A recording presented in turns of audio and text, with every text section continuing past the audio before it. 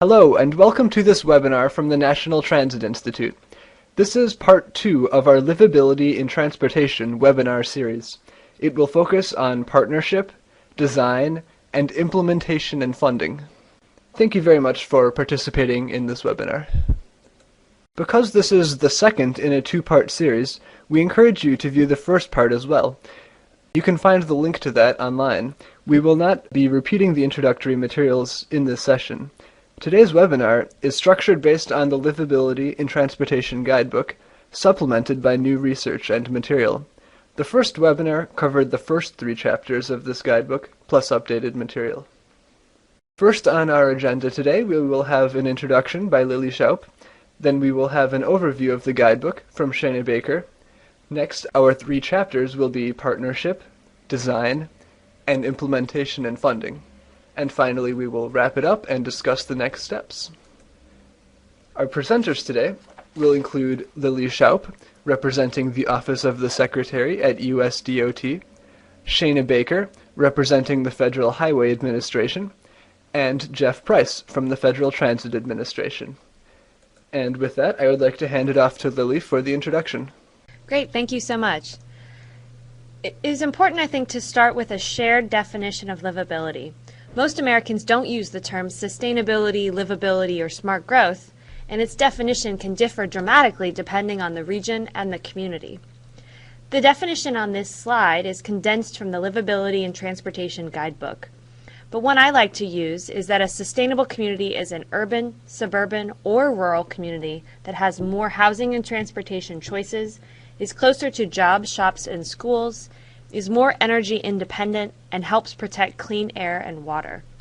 Livability in transportation includes things like road safety and capacity, integrating transportation and land use, and using the existing system more efficiently through transportation demand management and ITS solutions.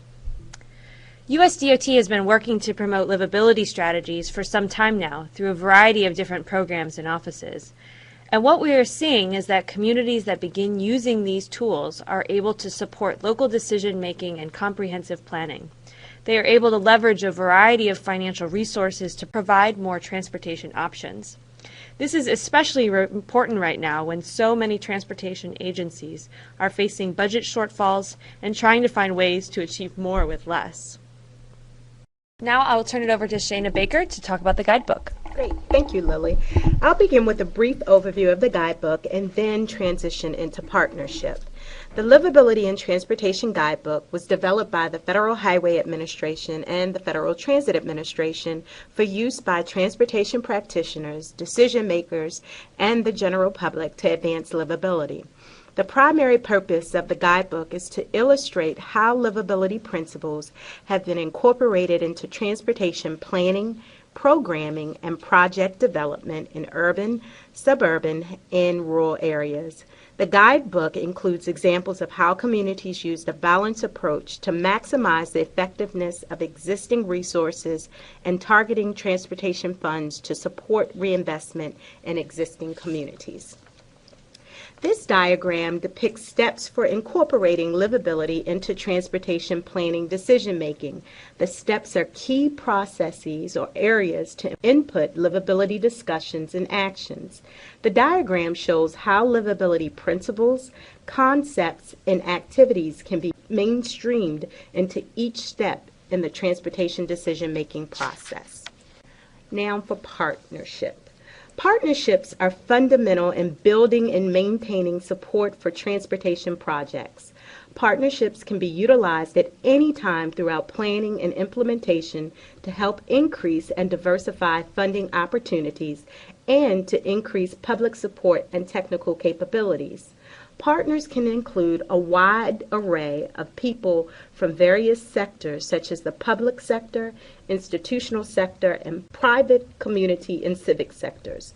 Partners can span public, private, and nonprofit interests, which demonstrate coordination across interagency, interdepartments, and regional agencies. Partnerships can involve funding through discretionary grants or pass-through funding. Partnerships can also involve interagency partnerships, such as the HUD-DOT EPA Interagency Partnership for Sustainable Communities, which I will share more information about shortly. Partnerships can also involve public-private areas with coordination among public and for-profit entities. And finally, partnerships can involve overcoming barriers to incorporate livability into transportation planning and project development activities. One example of a successful partnership at the federal level is the HUD-DOT EPA Interagency Partnership for Sustainable Communities. Formed in 2009, the Partnership for Sustainable Communities works to coordinate federal housing, transportation, water, and other infrastructure investments to make neighborhoods more prosperous, allow people to live closer to jobs, saves household time and money, and reduce pollution. The partnership agencies incorporate 6 principles of livability into federal funding programs, policies, and future legislative proposals.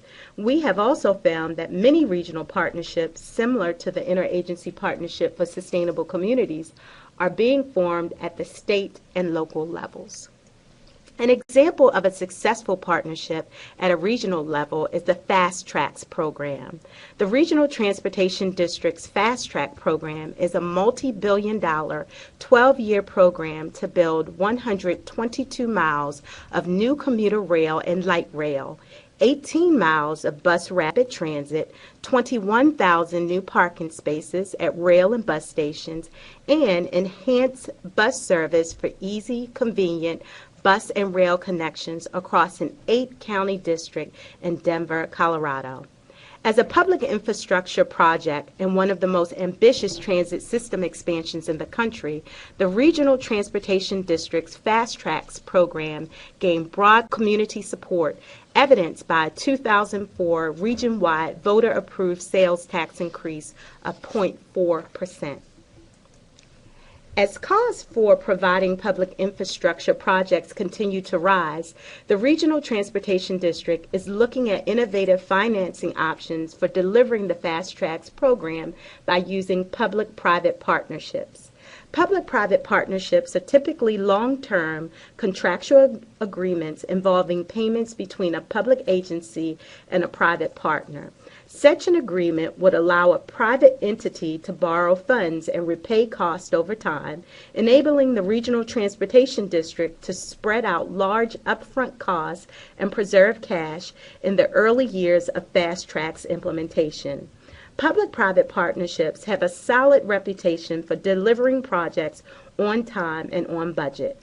The Regional Transportation District is planning to utilize public-private partnerships to implement many of the FasTracks projects, including Denver Union Station, North Metro, and I-225 corridors, as well as the East Corridor, Gold Line, and commuter rail maintenance facility projects. The Route 50 project in Loudoun County, Virginia, is an example of a grassroots partnership. Communities on Route 50 in Loudoun County feared that a bypass widening project would result in higher traffic volumes and reduce safety due to higher traffic speeds. The communities believed the proposed project plan threatened the character of historic Maine streets while introducing further suburban development. In response to their fears, local citizens developed a consortium of local nonprofit organizations called the Route 50 Corridor Coalition. The coalition intended to develop a common vision among residents, businesses, elected leaders, and other interests. The coalition's efforts resulted in plans to support a more livable Route 50 corridor. Due to their efforts, the Virginia Department of Transportation was able to build on the highly participatory nature of the coalition's initial visioning process and continue a similar approach throughout the project development. The Gateway 1 corridor in Maine is a good example of what can happen when communities come together. Running through 21 of Maine's mid-coast communities, U.S. Route 1 serves many roles for local residents, municipalities, and the state. Route 1 is also challenged by congestion, population, growth, and increasing development pressure, which cross multiple municipal boundaries along the scenic 110-mile transportation corridor. Given the breadth of interest potentially impacted by future changes, it was clear to communities in the state's mid-coast and to Maine DOT and other state and federal agencies that planning solutions spanning corridor boundaries would be needed. An early partnership framework was catalyzed by the agency's proactive response to its Regional Transportation Advisory Committee's request for a better transportation decision-making process to integrate local and regional land use practices along Route 1. The established partnership will ultimately guide and coordinate transportation land use and decisions along the corridor. In conclusion, partnerships created early from the ground up can translate shared visions and goals into realistic projects. Partnerships can also increase agency accountability and responsiveness. And finally, public and private sector involvement can clearly identify resources available for planning and implementation, and then allocate responsibilities to the parties best positioned to produce the desired results. With that, I'll turn it over to Jeff. Thank you, Shana. And I'll talk about the design chapter from the guidebook. Design is where an agency's efforts and approach toward livability is most visible to our communities. Designing for livability requires understanding who will use the system, including them in the design process, and incorporating their input into the final design. Livability-oriented design takes cues from the planning and project development process and is often explored at the concept level during visioning. Land use plans and policies, community characteristics, and local and regional policy goals can help define transportation facility design priorities.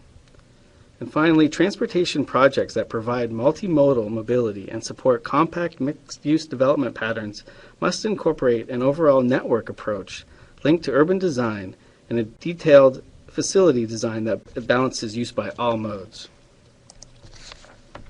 Design can be challenging. Common challenges faced by agencies working to apply livability-based approaches to project design include the fact that conventional design standards may need exceptions to meet livability goals and respond to the context. An example of this might be in street design, trees may be in the clear zone, which may not meet standards, so an exception must be thought about. Secondly, roadway access and mobility need to be balanced with land use context and a roadway's regional role. Third, road widening is controversial in established communities, but context-sensitive design approaches can provide realistic options to meet the multiple goals. Fourth, transit station area planning must balance multiple trade-offs between operational functionality, creating economic activity opportunities, and creating attractive public places. And the station typologies between an urban district and park and ride are a good example of the different trade-offs made based on the context of where the station is located. To counter those challenges, good design includes building on early concept-level designs in the visioning and planning phase, understanding who will use the system and incorporating their input, interactive public involvement at every stage of the transportation decision-making process is important. Also, developing innovative concepts that can provide more cost-effective solutions for a phased network approach. Incorporating context-sensitive solution concepts is a very key element, and I'd like to direct you to a resource at the Federal Highway Context-Sensitive Solutions website at federalhighways.dot.gov/context. Our first case study is the Massachusetts DOT Project Development and Design Guide from 2003. The goals of the program are to give communities more flexibility and input in designing local road and bridge projects, including bicycle and pedestrian accommodations. Second goal is to help preserve the character of our cities and towns. Third, to cut levels of approvals at the state level. In 2003, a 28-member task force comprised of representatives from municipalities, regional planning agencies, professional organizations, advocacy groups, and state agencies developed the vision and goals for this guidebook. Project development processes included 8 steps, with public involvement included in each step. The diagram on the right, the 2 diagrams, show 2 of the 9 context area types. These context area types provide context for roadway functional classification. Our next example are city street design standards. Cities are preparing design manuals, such as New York City's Street Design Manual, which is based on 8 principles, including that streets should be designed with an understanding of their role in both the local and larger planning context. The New York City Street Design Manual gives users the flexibility to determine which overall design is most appropriate and practical in light of the goals and priorities established throughout the planning process and the overall policies of the manual. Other example cities include Los Angeles, Charlotte, Chicago. The Los Angeles Downtown Design Guide was developed in 2009 to cover a wide area of downtown LA, which is to be applied in conjunction with new street standards to emphasize alternatives to cars and wider sidewalks. The guidelines were developed collaboratively between multiple city departments. The next case study is the Hillsborough Street Improvement Project in Raleigh, North Carolina. The project converted Hillsborough Street to a 2-lane, median-divided facility with on-street parking on both sides. It also included a 7-foot wide raised median, sidewalk bulbouts at intersections and mid-block locations, and several pedestrian signals. The original design featured newly emerging concepts such as roundabouts and pedestrian countdown crossing signals and mid-block crossings, which are now regarded as standard practices. As one of Raleigh's main connections to the expressway system, this project was attempting to serve the dual roles of business Main Street and an urban thoroughfare. It did not serve either of them very well before the construction of this new project.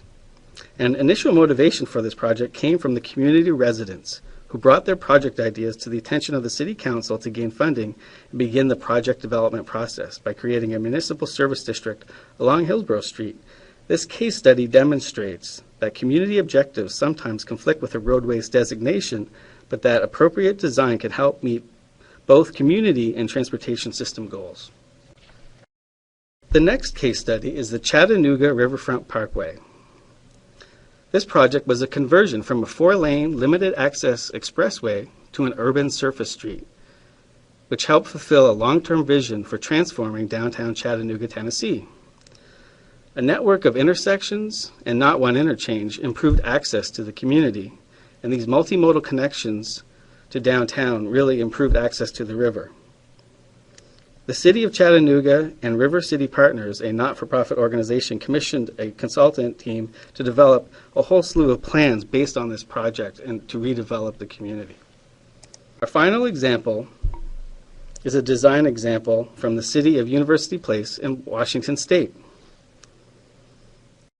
University Place, Washington has a population of 31,000, and Grandview Drive is a street or a road along this community. As you can see on the slide, on the left is the before picture, and on the right is the after picture. This is an example of a complete street re-engineering for a suburban roadway, which included adding new sidewalks, bike lanes, multi-use trail, and intersection improvements, and some roundabouts to improve operation and safety. And it functions as the city's primary linear park space. The redesign of the road, built in 1995, resulted in speed reductions of over 8 miles per hour on average over traditional traffic enforcement, and it improved citywide. It improved to over 25 miles of sidewalks and bike lanes, and it reduced accidents by 37%. Injury accidents were down by 47%, and there was high community acceptance and support. Design conclusions. Design is where the agency's approach to livability is visible to communities, most visible to communities, and this includes our highways, our road designs, our transit, vehicles and transit stations, and really a balanced approach includes all users and all modes. Secondly, community engagement. By participating in an agency's design process, community partners can understand what is possible within a reasonable cost and engineering parameters. Finally, design-based approaches rely on the context of the project, including the characteristics of the transportation system, including the demand, but really focusing on all modes and users, and looking at the context of the land use, the building characteristics, and the street function.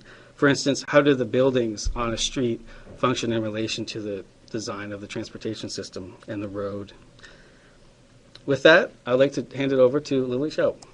Great, thanks. This last section of the guidebook deals with the last phase of the planning process, implementation and funding.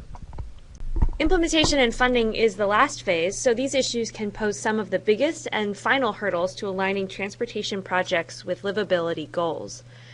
As many of the case studies you've seen today demonstrate, aligning investments with community livability goals can actually improve system performance and leverage additional public and private investment. In this last stage of the planning process, livability principles can be incorporated into tips and STIPs at multiple levels of government, from states all the way down to the project level. And doing so can result in phased projects that are coordinated with local development decisions and maximize the effectiveness of investments. Some of the approaches that we will explore this afternoon in the case studies are aligning regional visions and state policies. For example, agencies can use scenario analysis at a regional scale to identify appropriate locations for transit-supportive growth around existing towns and villages. Other case studies will look at using corridor and area plan level strategies, such as increasing street connectivity and connecting multiple modes of transportation. And finally, using project-level strategies such as performance measures and project phasing. On the innovative funding side, case studies will look at ways to increase project partners, both public and private, which can stretch limited public dollars and increase livability at the same time. The private sector can be instrumental in advancing livability at the local level, and some of the case studies will demonstrate that. Our first case study is the Atlanta BeltLine. The BeltLine project is an innovative project that integrates livability into both the funding and implementation elements. The project is to construct a multimodal transportation corridor along an old railroad right-of-way that encircles the city. To fund the project, the city looked to multiple agencies, local TIF financing, and over $35 million in private contributions. This widespread community financial support for the project built energy and enthusiasm for getting the project started. Since much of the redevelopment money from the city was coupled with private donations, and maximized through the Atlanta BeltLine Corporation's involvement, it is now moving forward. On the implementation side, the BeltLine project is using a phased approach to move forward with elements of the project and build momentum for future sections. Key elements of the Atlanta BeltLine are being implemented under the BeltLine redevelopment plan, while other elements are in project design or scoping. Our second case study looks at the Maryland Department of Transportation and how they were able to align regional visions and state policy. Like many states, the Department of Transportation had limited funding to put towards transit-oriented development. These kinds of projects faced funding and procedural hurdles to providing adequate parking to support transit and the surrounding development. At the same time, public finance mechanisms available to Maryland DOT for other types of projects, such as tax increment financing, could not be easily applied to TOD because it is a private development with supporting public infrastructure. Finally, Maryland DOT was limited by legislation to using its funds for transportation public purposes, which included transit stations and supporting facilities, but not development initiatives. So Maryland changed the legislation to enable creative funding and implementation of TOD. The Office of Real Estate within the State Department of Transportation follows a TOD strategy built around the goal of surrounding stations with vibrant neighborhoods where people can live, work, shop, or eat, all within a safe and pleasant walk to the trains, subways, and buses. The program is ensuring that station areas are market ready for development, educating Maryland state agencies and localities to understand the potential of TOD, and promoting TOD as a concept statewide within other agencies. Finally, the office is enhancing the potential for federal funding to expand transit by showing that development patterns can support transit. Maryland DOT is assembling resources that can design, entitle, finance, and construct market mixed-use, mixed-income TOD that supports the surrounding neighborhood. Our next case study moves to Fargo, North Dakota, where the town is using a corridor strategy to integrate livability and implementation. The town is leveraging the Broadway Streetscape transportation project to mobilize additional project partners and funding. The $10 million facelift of the Maine commercial and retail corridor is designed to slow down traffic, improve safety, and promote walkability. The area is now an official bike ped safety zone and features a multi-use path, on-street bike racks, and bike lockers. But the transportation elements in downtown Fargo's Broadway Streetscape project are linked to a larger redevelopment initiative and served as the foundation for the Downtown Fargo Redevelopment Framework. Started in 1999, the 39-block Renaissance Zone provides tax breaks for local developers that invest in the neighborhood. In addition, the local housing authority is leveraging HUD's Community Development Block Grant program to build almost 600 units of affordable housing, as well as doing storefront and downtown rehabilitation. As a result, the whole project, including the transportation components, building values in the Renaissance Zone have risen 110%, from about $100 million in 2000 to over $200 million in 2009. In addition, more than 60 infill and adaptive reuse condominium and apartment projects have been completed, with more underway. Similarly, the Mid-America Regional Council Green Impact Zone also leverages additional resources to achieve a greater transportation impact. The Green Impact Zone is a 150 square block area of Kansas City that has experienced severe abandonment and economic decline. Before the project, about 25% of its properties were vacant lots and another 1/6 in vacant structures. This MPO initiative was a way to concentrate resources in one specific neighborhood and coordinate the transportation investments with other investments to make a substantial impact on the residents' lives. By addressing social problems, economic dimensions, and transportation mobility simultaneously, the transportation investment has a bigger impact and more community involvement. The program is using a public-private partnerships as well as regional and local funding to align goals with implementation. And finally, another innovative funding strategy is the use of joint development. Joint development is an approach through which property interests owned or controlled by a transit agency are marketed to private developers with the objective of developing transit-oriented projects. Joint development can assist local jurisdictions with recapturing a portion of their financial contributions into the project, as well as continuing to make payments on long-term funding bonding concerns. Finally, the joint development can be a way to increase the local property tax base and generate other local revenue. The Washington Metropolitan Area Transit Association has an Office of Real Estate whose mission is to pursue joint development opportunities. Metro owns or controls substantial real estate in support of its transit operations, which can promote transit ridership and enhance the local community.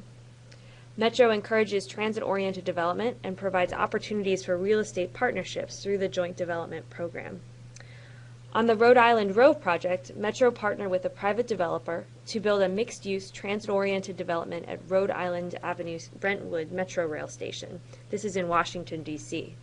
The project includes building 275 Class A apartments, about 55 affordable apartments, retail, and other amenities on the property.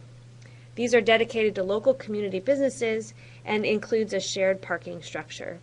And as a result, Metro is hoping to increase ridership at the station and in the system overall.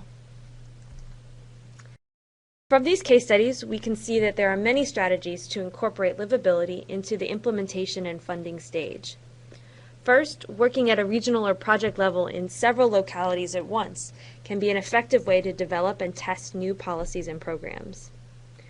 By broadening the scope, most MPOs can work on projects into their work program or TIP that address capacity issues on commercial corridors. Updating the project scope to include planning for a complete streets network, land use and development planning, or transit system expansion can relieve traffic growth along heavily used corridors and reduce congestion all at the same time. Similarly, operational strategies can help maximize the performance of the existing transportation investments. And finally, Agencies can incorporate housing and community development policies into investment decisions to better leverage the investment on the transportation project side. Now, turn it over to Jeff. Okay, time for wrap up and next steps. In the second part of the Livability and Transportation webinar, we covered partnership, design, and implementation and funding.